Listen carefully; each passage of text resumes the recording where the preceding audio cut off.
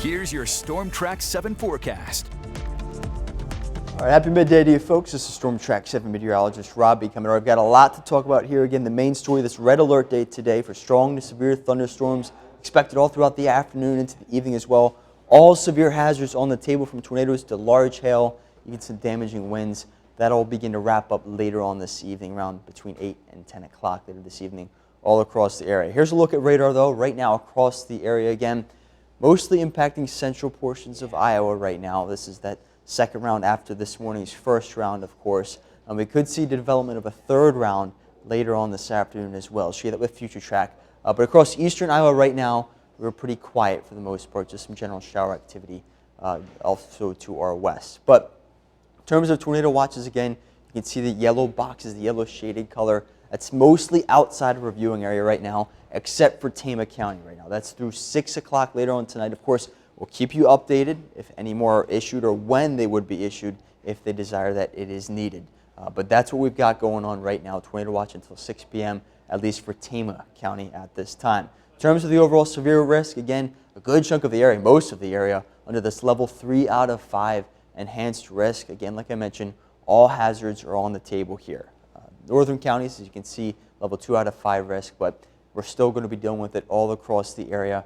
Winds, hail, damage, or tornadoes are possible as well, along with an increased threat of flash flooding. I'll show you the rainfall totals that are expected at least throughout the nighttime period tonight in just a moment here. But again, I want to show you Future Track like we're talking about. Again, this main band is the one that we're tracking right now. We could see the development of a third band. You'll see that in just a second here. But with this initial band, we have seen a tornado warning, a confirmed tornado just southwest of Ames, west of our area. But this is something we could see, damaging winds like I mentioned as well. This is that first band, or that first band of this afternoon at least, that's going to be pushing through during the early afternoon time frame, pushing through western counties, say between 12 and 2 o'clock later on this afternoon. Like I mentioned, the possibility of another band of showers and storms that could also include some severe weather in there as well, with all associated severe hazards like I mentioned. That will also push through on the backside of this initial band that we're talking about. This will all continue moving through during the afternoon time frame, as you can see, even into the later evening portion before it all begins to clear out. And we do see some lingering shower, maybe a couple of storms associated, moving around the area, or through the area rather, throughout the overnight period as well. But we will begin to dry out overnight into tomorrow morning with just some lingering shower activity. Otherwise, in terms of rainfall, like I mentioned, there is a flash flooding threat with this.